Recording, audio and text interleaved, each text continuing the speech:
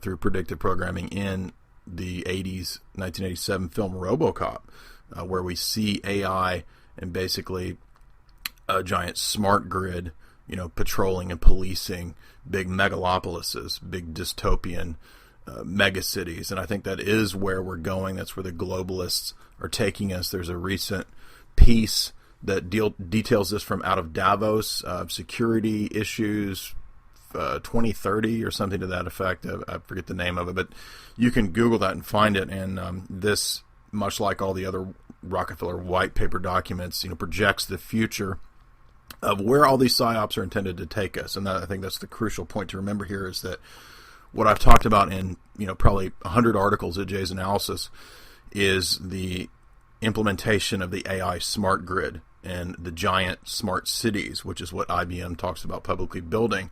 And that's where we're going, and that's what I think we have to be really concerned about. So all of these tensions, they are part of a long-term strategy to basically get everybody moved into megacities. They'll be forced off of land and so forth for environmental reasons, and basically concocted and invented environmental nonsense.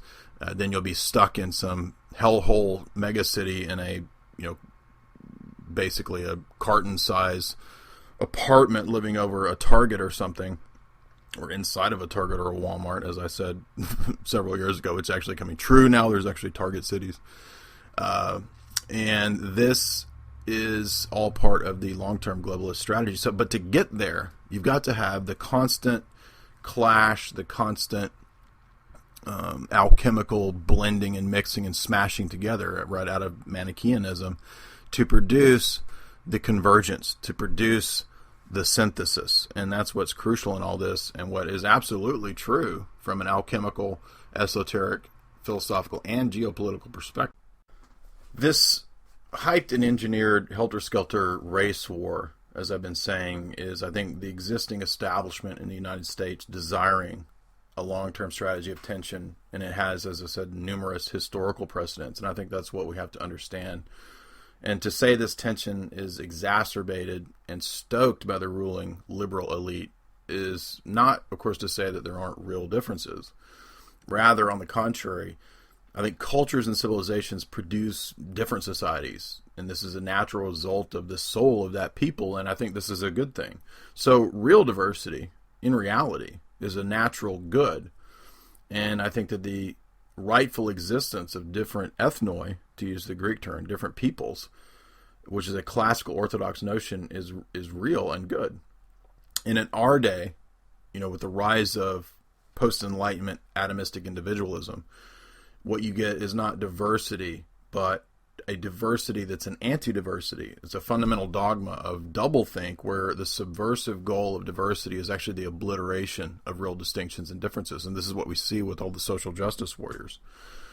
And, it's through this crucial intentional contradiction and Orwellian double mind that two completely oppositional notions that we saw with Manson, you're God and the devil, you're good and evil, right? This subversive goal can actually be accomplished, and this is because of the doublethink that's held in the minds of most of the liberal Western world. Now, on the one hand, the United States, for example, is the essence of the liberal West, and it purports to represent democracy, freedom, egalitarianism, but at the same time it wages wars of foreign aggression for the establishment of the Pax Americana. So while it extorts the natural resources and inverts and destroys the cultural heritages of other nations that are guilty of the heinous crime of simply not being the U.S. or being diverse in reality from the U.S.'s liberal imperium, it has to be destroyed. In this regard, I think diversity is an ideology of a managed dialectic that exists in the minds of many of the West, but I think there are some signs that this is, starting to fade. People are kind of waking up to this, that the liberal project, the European Union, all this stuff, it doesn't work, and it really destroys things and makes things worse by design. Now, the dark inner logic of this nefarious imperium is precisely the self-destruction of the domestic populace, right, as well as the nations where it spreads its aggression. And so whether it be through the soft power of NGOs and think tanks and cultural toxicity that's exported, or through the outright war of proxy attacks, it's the same effects. The so-called open society is open only to the dominance of the anti-human collectivism, a collectivist identity that is only united in its foundational premise of the negation of liberty. And in political philosophy, negative liberty denotes a philosophical starting point of negation of collective obligations and ontological realities. And so it's in this sense that America now represents the actual Brave New World that Shakespeare's Tempest prophesied it would be. We can also think of Bacon's New Atlantis, right, where you have the alchemical prophecy of this engine of Atlantis' power, a great machine by which to project full spectrum synthetic illusions and subversion upon the globe under the laughable guise of human rights. Now, the Enlightenment ideas of liberty were basically summarized in liberty from, liberty away from, negation. All external constraints that are embodied in the state, and this is, I think, logically has to be extended to what in philosophy is sometimes called epistemic self-consciousness. And this means a worldview or a belief system where over time people become more and more consistent with their foundational premises. If in the foundational belief system or maxims or premises there's a contradiction, and certainly many of the Enlightenment empiricist views were contradictory, the progeny will feel these effects, where the sort of guiding Geist moves these societies towards more internal consistency.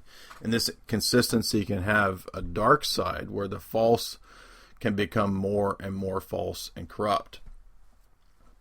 This is the case with America as the Enlightenment experiment, having chosen its destiny as a satanic development, an anti-imperial imperium. And as such, it is now inherent within the anti-logic of America to raise the worst, to exalt the worst, and to seek to subvert globally. So I think seen in this way, America as a global force and ideology, which is the goal of all these psyops, because they may happen in America, something like Manson, but you'll notice it's the same strategy elsewhere, right, with all these think tanks, National Endowment for Democracy, all of these things that are projected elsewhere through NGOs and soft power. It's the same patterns. Rockefeller Foundation funding for women's rights, which actually means vaccines, right? It's the same plan. And so this simulacrum of a nation, this anti-metaphysical imperium, is at war with all that is traditional, natural, and organic. It's energized with a sort of demonic force that characterizes the rings of Dante's Inferno. It's an LSD-Disneyland nightmare that must be extended globally to bring the post-human imperium of a fanatical monoculture whose war on distinctions and real diversity eats its own, quote, humanism like a self-devouring Ouroboros. And so in this sense, the Ouroboros is a perfect dialectical symbol of the classical mythos of America as both Brave New World and Atlantis. It's a necromantic sorcerer's Atlantis, where the alchemical cauldron of black and white must be combined into violent chemical reaction to dissolve and destroy both ethnoi as well as others, arising from the fact that the ruling elite seek to be post-human. jaysanalysis.com.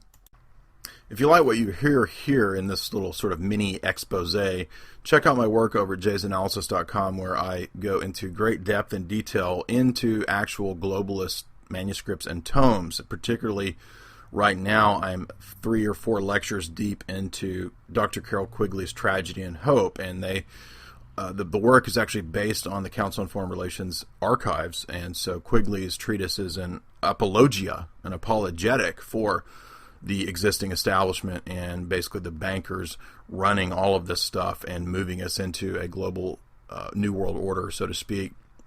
And you can subscribe to my lectures there. The first hours are always free, and then the full lectures can be obtained by $4.95 a month at PayPal or $60 a year. It helps me keep the website going and putting food on the table. So thank you for listening. Be sure and check out jaysanalysis.com and 21stcenturywire.com as well. You can buy my book, Esoteric Hollywood, Sex, Cults, and Symbols of Film. and in film at Jay's Analysis or at Amazon. And you can also get Jamie Hanshaw's book, Hollywood Mind Control.